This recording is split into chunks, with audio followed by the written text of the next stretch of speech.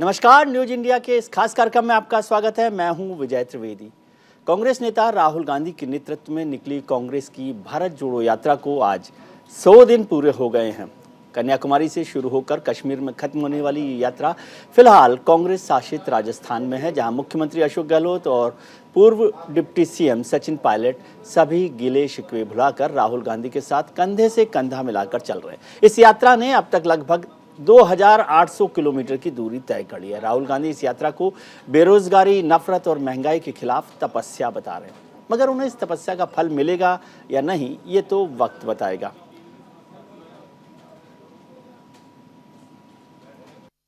नमस्कार, कैसे हो?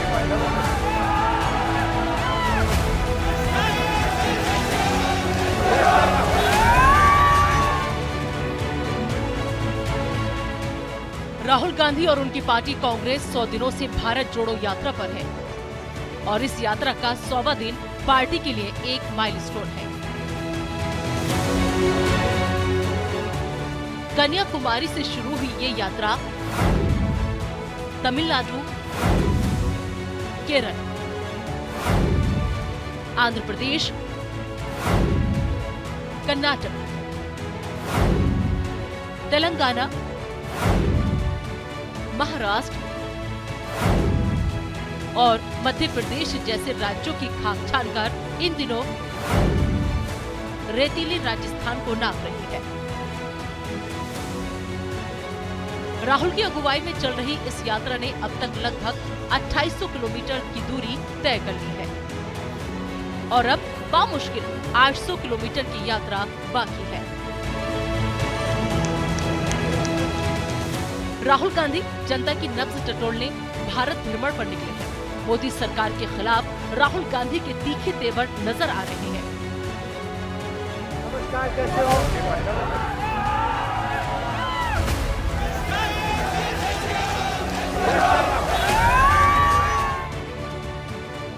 कांग्रेस कार्यकर्ताओं का जोश हाई है। राहुल गांधी की कोशिश है कि देश में मूर्छित सी पड़ी कांग्रेस को भारत जोड़ो यात्रा के जरिए संजीवनी दी जा सके। यात्रा का पहला लक्ष्य,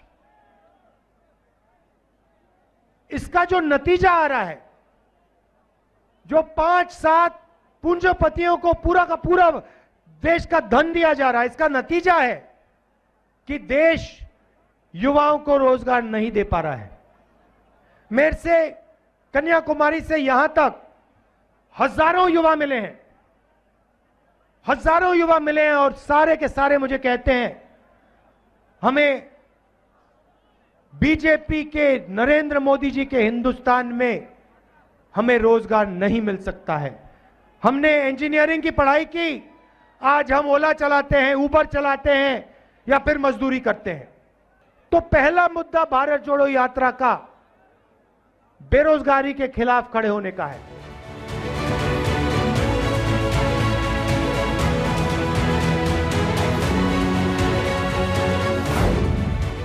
ये यात्रा एक दिन में 22 से 23 किलोमीटर चल रही है। हर रोज सुबह 7 बजे यात्रा शुरू होती है और सुबह 10 बजे तक चलती है। इसके बाद कुछ घंटे बाद यात्रा दोपहर 3:30 बजे शुरू होती है और शाम 7 बजे तक चलती है। बीजेपी तंज कस रही है कि कांग्रेस भारत जोड़ो यात्रा के जरिए राहुल को रिलॉन्च कर रही है, क्योंकि राहुल की अगुवाई में कांग्रेस कई चुनाव में हार का सामना कर चुकी है। सवाल है कि क्या इस यात्रा से राहुल 2024 के समर में पीएम मोदी के खिलाफ विपक्ष का चेहरा बन पाएंगे? Bureau report, news India.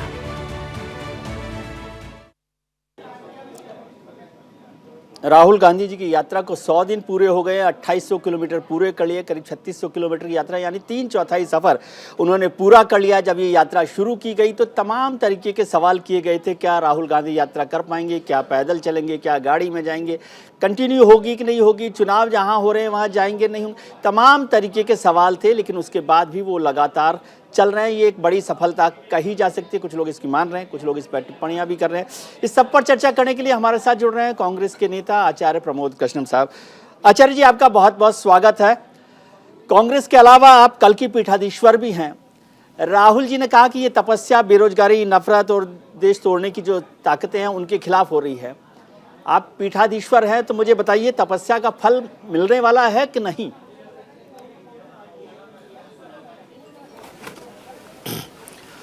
देखिए, भारत भावनाओं का देश है, ऋषि मुनि और तपस्वियों की भूमि है। ये सूफी संत फकीरों की धरती कही जाती है।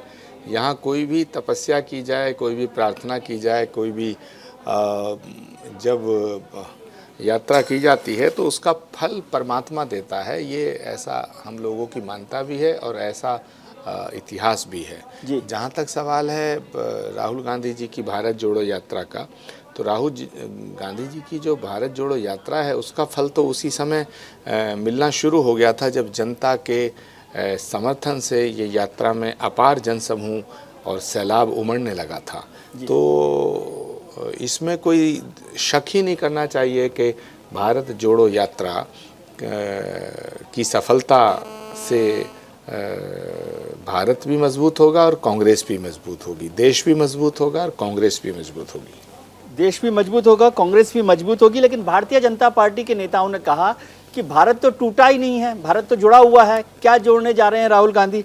और अगर टूटा है, तोड़ा गया है तो कांग्रेस ने ही तोड़ा था, चाहे वो 1984 की बात हो या 1947 की बात हो। देखिए, जहाँ तक भारतीय जनता पार्टी का सवाल है तो उनका तो फ़र्ज बनता है, उनका तो कर्तव्य बनता है कि राहुल गांधी जो भी करते हैं उसकी आलोचना करना, और राहुल गांधी जो करेंगे उसकी वो आलोचना करेंगे। राहुल गांधी ने जो किया उसका उन्होंने विरोध किया है, राहुल गांधी जो कर रहे हैं उसका वो विरोध कर रहे हैं, राहुल गांधी जो भी करेंगे उसका वो विरोध करेंगे, ऐसा मैं मानता हूँ। मैं भारतीय जनता पार्टी वालों से ये कहना चाहता हूँ, पूछना चाहता हूँ कि 15 से 20 साल के राजनीतिक जीवन में राहुल गांधी जी ने कोई अच्छा काम किया है क्या? अगर उनकी नज़र में कोई एक अच्छा काम किया हो तो वो बता दें। वो बता ही नहीं सकते हैं क्योंकि उन्हें राहुल गांधी जी में दोष नज़र आता है, उन्हें राहुल गांधी जी का विरोध करना है, उनका टारगेट राहुल गांधी और गांधी परिवार है। अब अगर राहुल गांधी कोई प्रेस कॉन्फ्रेंस करें, कोई बयान दें, कोई स्टेटमेंट दें या कोई ऐसा भाषण दें या कोई ऐसा फैसला करें जिसमें उन्हें बुराई नज़र आए और राहुल गांधी जी का वो विरोध करें, तब तो समझ में आता है। लेकिन राहुल गांधी जी एक यात्रा कर रहे हैं, इसका भी विरोध। राहुल गांधी जी वैष्णो देवी की यात्रा करते हैं, उसका विरोध। राहुल गांधी अमरनाथ जाते हैं, उसका विरोध। राहुल गांधी केदारनाथ जाते हैं, उसका विरोध। राहुल गांधी मानसरोवर जाते हैं, उसका विरोध। राहुल गांधी वैष्णो देवी का दर्शन करने जाते हैं, उसका विरोध। तो बीजेपी को तो राहुल गांधी का विरोध करना है।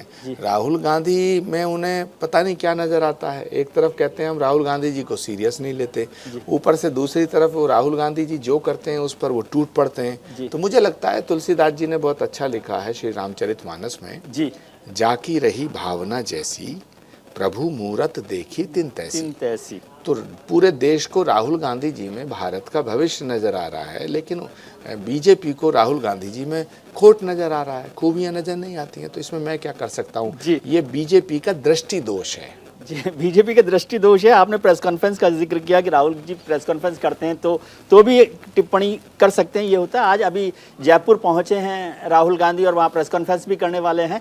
मैं 1 मिनट आपका लूँगा, मेरे सहयोगी लोकेश जो हैं जयपुर में जुड़े हुए हैं, वो यात्रा को भी देख रहे थे। लोकेश, इस समय क्या स्टेटस है, क्या स्थिति है यात्रा का, किस तरह का माहौल है जयपुर में?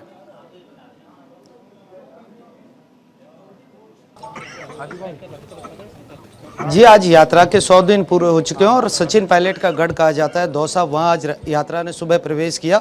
ऐतिहासिक भीड़ इस यात्रा में राजस्थान में दौसा में रही। उसके बाद राहुल गांधी जयपुर के लिए रवाना हो गए और 4 बजे यहाँ प्रेस कॉन्फ्रेंस करने वाले हैं। तमाम मीडिया से मुखातिब होंगे। इस समय कांग्रेस के तमाम बड़े नेता यहाँ पहुँच चुके हैं, खुद मुख्यमंत्री अशोक गहलोत यहाँ मौजूद रहेंगे। जी नहीं, तो ये आप इस बात का जोर दे रहे हैं कि दौसा जो है सचिन पायलट का क्षेत्र है, इसे कोई खास बात है? क्योंकि राहुल गांधी जी अपनी यात्रा कर रहे हैं, सचिन पायलट, अशोक गहलोत, ये 2 लोगों के नाम आप अलग अलग क्यों ले रहे हैं? कुछ अलग दिखाई दिया क्या वहां?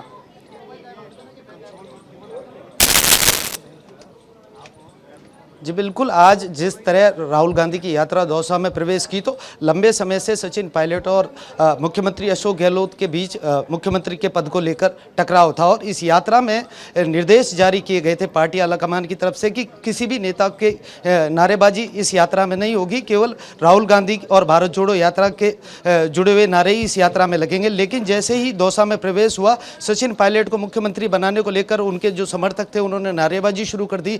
सचिन पायलट और राहुल गांधी के सामने ही जमकर नारेबाजी हुई, मध्यस्थता करनी पड़ी। कांग्रेस के एक विधायक गए और उन्होंने हाथ जोड़कर कहा कि राहुल गांधी के सामने इस तरह के नारे लगाकर अपने समर्थकों को कहते हुए नजर आए कि इस तरह की नारेबाजी से कहीं ना कहीं सचिन पायलट का ही नुकसान होगा। जी, तो क्या अभी ये एकता हुई है कि नहीं हुई है? भारत जोड़ो के साथ साथ कांग्रेस भी जुड़ी है कि नहीं जुड़ी है राजस्थान में?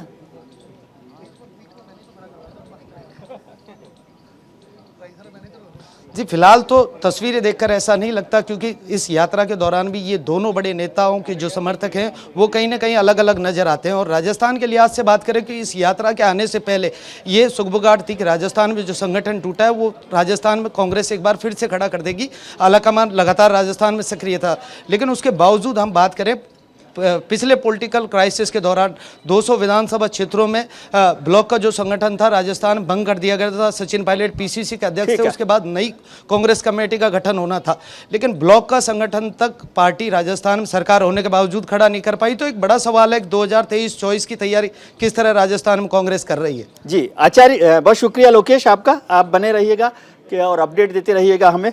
आचार्य जी, लोकेश जी पर जो उन्होंने आंखों देखा हाल बताया, उस पर आपकी कोई टिप्पणी हो सकती है? भारत जोड़ो से पहले कांग्रेस जोड़ने का जो अभियान है वो भी अभी अधूरा लग रहा है। देखिए, कांग्रेस अपने आप में जुड़ी हुई है। कांग्रेस एक बहुत बड़ी पार्टी है जी। कांग्रेस वो पार्टी है जिसने इस देश की आज़ादी की लड़ाई में भी बड़ी भूमिका निभाई थी जी। अब कोई इस बात को ना समझे तो मैं क्या करूं। ये जहां तक सवाल है राजस्थान की राज्य की राजनीति का, तो राजस्थान की जो जनता है वो चाहती है कि वहाँ सचिन पायलट मुख्यमंत्री बने और सचिन पायलट जी के जो समर्थक हैं वो भी चाहते हैं। तो ये कोई नई बात नहीं है कि अपने नेता के नारे लगा देना, लेकिन यात्रा तो राहुल गांधी जी की है। राहुल गांधी जी की यात्रा में दोनों ने बढ़ चढ़ के हिस्सा लिया है। अब जब कर्नाटक में राहुल गांधी की यात्रा गई थी तो डीके शिव कुमार जी और सिद्धरामैया जी दोनों ही साथ चले थे। वहाँ भी लोग ये कहते हैं कि साथ दोनों में, सिद्धरामैया में और दोनों में डिफरेंसेज हैं, लेकिन राहुल गांधी जी के दोनों साथ रहे। अशोक गहलोत जी और सचिन पायलट जी दोनों, खुद राहुल जी कह चुके हैं कि वो एसेट्स हैं पार्टी के लिए। तो सवाल है कि कांग्रेस लीडरशिप ने खुद ये फैसला किया था कि राजस्थान में परिवर्तन होना चाहिए। इस फैसले को देखते हुए ही वहाँ ऑब्जर्वर भेजे थे, जिसमें आदरणीय खड़गे जी और उस समय के प्रभारी महामंत्री अजय माकन जी गए थे। तो इसमें सचिन पायलट खुद मुख्यमंत्री बनना चाहते हैं या उनके समर्थक बनाना चाहते हैं, ये एक अलग पहलू है। लेकिन कांग्रेस नेतृत्व खुद ये मान रहा था। अगर ये कांग्रेस नेतृत्व नहीं मानता तो वहाँ ऑब्जर्वर क्यों भेजे थे? वो अलग बात है कि मुख्यमंत्री जी के समर्थक लोगों ने उस सीएलपी की बैठक का कुछ ने विरोध किया था, उन पर नोटिस जारी हुआ। फिर केसी वेणुगोपाल जी ने खुद कहा था कि भाई इसका फैसला जल्दी हो जाएगा। तो राजस्थान में नेतृत्व परिवर्तन की मांग उठ रही है। लोकतंत्र में मांग करना ये कोई पाप नहीं है। और अगर सचिन पायलट को मुख्यमंत्री बनाया जाता है तो राजस्थान की जनता और करोड़ों कार्यकर्ताओं को, लाखों कार्यकर्ताओं की भावनाओं का सम्मान करना होगा। जी आपने, लेकिन ये फैसला तो कांग्रेस नेतृत्व को करना है। जी आपने ये गुजरात और हिमाचल विधानसभा के चुनाव के नतीजे आए, उसके बाद एक ट्वीट आपका मैं देख रहा था जिसमें आपने कहा कि सचिन पायलट साहब जो है हिमाचल के प्रभारी थे और अशोक गहलोत साहब गुजरात के प्रभारी थे। इसका क्या मायने है? विजय जी, अब हर बात के अलग अलग मायने निकलते हैं। कभी आधा गिलास भरा कह दो या आधा गिलास खाली कह दो, ये तो मतलब निकालने वालों के ऊपर निर्भर करता है। मैंने तो वो बात कही है जो यथार्थ है जी। और यथार्थ ये था कि सचिन पायलट जी और भूपेश बघेल जी, प्रियंका गांधी जी के नेतृत्व में चुनाव हुआ हिमाचल का जी, और अशोक गहलोत जी के नेतृत्व में चुनाव हुआ गुजरात का जी। बल्कि जब बीच में नेतृत्व परिवर्तन की बात चली थी तो अशोक गहलोत जी के समर्थकों के द्वारा कांग्रेस नेतृत्व को ये कहा गया था कि गुजरात के चुनाव से पहले अगर अशोक गहलोत जी को हटा दिया जाएगा तो गुजरात चुनाव हार जाएंगे। इसलिए अशोक गहलोत जी को गुजरात के चुनाव तक ना हटाया जाए। जी। लेकिन अशोक जी को नहीं हटाया, कांग्रेस नेतृत्व ने बड़ी उदारता दिखाई जी। और अशोक जी बड़े वरिष्ठ नेता हैं, उनका सम्मान भी होना चाहिए। लेकिन गुजरात फिर भी हार गए। जी। तो बेहतर तो ये होता कि जो प्रभारी जब जिम्मेदारी कोई तो ले। अगर गुजरात जीत जाते तो अशोक गहलोत जी कहते जी मैंने जिता दिया। जी। तो अब गुजरात हार गए तो इसकी जिम्मेदारी किसकी है? तो ये फैसला, ये बात तो अशोक जी जाने या कांग्रेस लीडरशिप जाने। मैंने तो सिर्फ इतना कहा था कि हिमाचल में सचिन पायलट ऑब्जर्वर थे। जी। नहीं तो इसका वहाँ मतलब जीत हो गई। इसका मतलब मैं क्या मानूं, क्योंकि जैसे गुजरात ये तो चुनाव, सच है। गुजरात चुनावों के हार के बाद रघु शर्मा जी जो वहां पर राजस्थान के बड़े नेता हैं, प्रभारी भी रहे हैं, उन्होंने इस्तीफा दे दिया। तो क्या आपकी बात का ये मायने लगाऊं मैं कि अशोक गहलोत जी को भी इस्तीफा देना चाहिए, क्योंकि वो जिम्मेदार भी हैं, प्रभारी भी हैं, और नतीजा जो रहा है वो तो रहा ही है। नहीं, अगर गुजरात जीत जाते तो क्या रघु शर्मा जी को मुख्यमंत्री बनाया जाता? जी। तो सवाल इस बात का है, जो जिम्मेदार लोग हैं इस्तीफा उन्हें देना चाहिए। जी। है? रघु शर्मा जी भी वहाँ के प्रभारी थे, लेकिन मुख्य जिम्मेदारी तो अशोक गहलोत जी की थी। तो मतलब उनको इस्तीफा देना चाहिए। प्रश्न ये उठता है कि क्या कांग्रेस पार्टी, नहीं, प्रश्न ये उठता है कि क्या कांग्रेस पार्टी की लीडरशिप, कांग्रेस का नेतृत्व, जी। आदरणीय खड़गे जी आज कांग्रेस के अध्यक्ष हैं, जी। वो खुद जब अजय माकन जी के साथ गए थे तो ऑब्जर्वर बन के गए थे। जी। जो व्यवहार वहाँ उनके साथ हुआ, ये मुझे कहने की कोई ज़रूरत नहीं है, सारी दुनिया ने देखा। तो फैसला कांग्रेस नेतृत्व को लेना है कि राजस्थान का जो 2023 का चुनाव है वो वर्तमान मुख्यमंत्री जी के नेतृत्व में कराना चाहते हैं या सचिन पायलट के नेतृत्व में कराना चाहते हैं। तो मुझे लगता है कि इस फैसले को जल्दी ले लेना चाहिए, क्योंकि अब बीमारी जो है वो एक बड़ा रूप ले रही है, और इससे पहले कि बीमारी लाइलाज हो जाए तो कांग्रेस लीडरशिप को इस पर फैसला करना चाहिए, और ये बात कांग्रेस लीडरशिप कह चुकी है। जी सर, आप जैसे विद्वत और अनुभवी लोग हैं, वरिष्ठ लोग हैं, आप ये राय तो दे रहे हैं कि इलाज, आप उन लोगों में से नहीं जो ये कहें कि अब तुम्हारी तबीयत खराब है तो डॉक्टर के पास जाएं। आप तो वो डॉक्टर हैं जो इलाज बता सकते हैं। आप इलाज क्यों नहीं बता रहे कांग्रेस नेतृत्व को? नहीं, देखिए, जब कोई चीज़ स्पष्ट दिखाई दे रही हो और फिर ये कहा जाए कि मुझे थोड़ा धुंधला दिखाई दे रहा है, तो उसका तो कोई इलाज नहीं। जी। राजस्थान की जनता खुद चाहती है, और जब 2018 में जब परिणाम आए थे तो 2018 में सचिन पायलट जी को मुख्यमंत्री बनना था, लेकिन सचिन पायलट जी ने त्याग किया। सचिन पायलट जी ने वहाँ 5 साल 6 साल मेहनत की थी। 2013 में जब अशोक जी सत्ता छोड़ के गए थे तो 20 एमएलए थे, और 2018 में 100 से ज़्यादा एमएलए आए। तो उनकी उस मेहनत का, उनकी प्रतिभा का, भाई आप प्रतिभा का सम्मान करो या मत करो, लेकिन प्रतिभा का अपमान तो मत करो। सचिन पायलट एक एसेट्स हैं, ये राहुल जी खुद कह चुके हैं, कांग्रेस लीडरशिप कह चुकी है, वो प्रमाणित कर चुके हैं। मैं कोई सचिन पायलट जी का वकील नहीं हूं, ना उनका प्रवक्ता, लेकिन प्रत्यक्षम किम प्रमाणम, शास्त्रों में कहा गया है प्रत्यक्षम किम प्रमाणम, प्रत्यक्ष को प्रमाण की आवश्यकता नहीं होती है। तो अगर सचिन पायलट की प्रतिभा का आप सम्मान नहीं करेंगे तो क्या उसका गला घोट देंगे? तो मुझे लगता है कांग्रेस पार्टी एक वो पार्टी रही है जहां हमेशा प्रतिभाओं का सम्मान किया गया है।